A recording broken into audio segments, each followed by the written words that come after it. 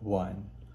Madam Speaker, ladies and gentlemen, the fatal flaw of the previous speaker's case is that he doesn't portray a reality of how this narrative really goes.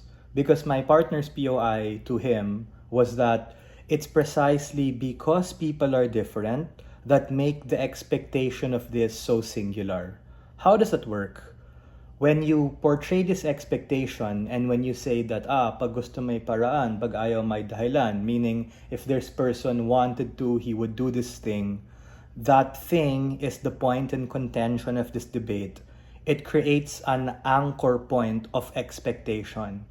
Meaning, whether you see it be a chocolate, whether you see it be a word of affirmation, whether you see it be physical touch, whether you see that being a travel, that anchor point, which is something you want and you agree with, you assume na porket hindi yan nabigay or naipikita sa'yo means they don't want you. And the reality of this is that if you're a woman, what you give and what you want is also different from what your partner gives and wants.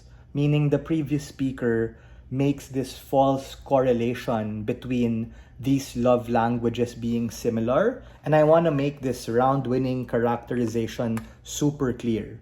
Kailangan po for a relationship to work, magkatugma yan. What one person wants or what one person gives and what the other person gives and wants, because we're all so different, right? But the point in which, again, because of this narrative, you anchor that expectation on something that you saw online, even if that's something small like a word of affirmation. What if your partner just isn't disposed to doing that because he expresses his love language in another way? Then that's where you have more disappointment.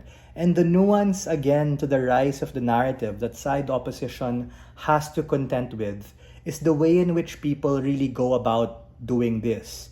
Because the impact of or the goal of the previous speaker, which was saying, we'll talk about it, we'll make relationships better and more empathetic. Bro, but that like girl is probably gonna post it on her close story friend or post it on social media to like box out the other guy. Meaning, medyo may pagka-victim yun and it's sort of like complaining and whining. Meaning, it makes it harder for you to be able to really talk to the other person at the point in which you include your social sphere and start putting it out, things which we think are just better off in private with dealing with particular people. What is my extension? My extension is that precisely because not all love languages are the same and that people have diverse realities is exactly the point in which we shouldn't create or demand expectations from people simply because relationships are about give and take, meaning it's not all expect, take. And the problem with this narrative is that it makes you the center of the relationship. We're not saying that it's not important, but the point in which you look at it from a very selfish disposition makes it particularly harmful. Responses will be integrated. The first thing I have to say is that the previous speaker dilutes the harm of this narrative. Because, bro, the narrative isn't this whole, I'm so grateful, I'm asking for small stuff. The nature as you see this narrative in the social sphere is that it's very subjective. Meaning, what is simple to someone from a developed country like Roy's chocolate is not simple to someone from a developing country. That's why my partner's analysis stands on how this is anti-poor and anti-people who, for whatever reason, cannot afford a particular thing. You might say, oh, Joseph, I'm just asking for words of support, encouragement, blah, blah, blah. It doesn't have to be expensive. But yeah, the point in which you draw that correlation na, porket hindi yan nasabi sa'yo, he don't love you anymore, or he doesn't want you, is exactly the point in which it reinforces this misunderstanding and makes it less likely and capable for you to really understand what's happening. The way to deal with all of this is proper communication, common sense, all of these things. But bro, I'm sure all of you who have had a crush or have been in a relationship before understand how stupid people are, ourselves included, right? That's where all of these emotions, biases, stupid shit come in and wreck the relationship.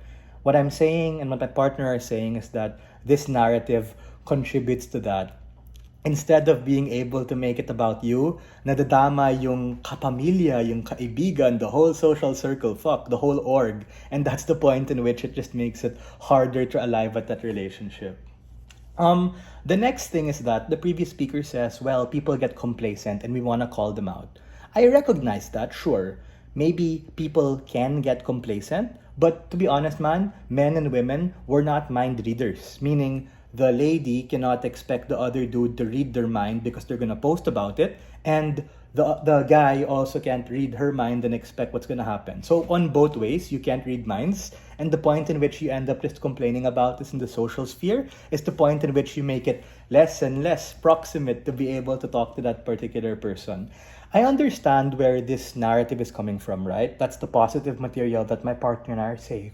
We're saying that the comparative is, yes, people are valid and entitled to not settle. They're valid and entitled to raise the standard of the relationship.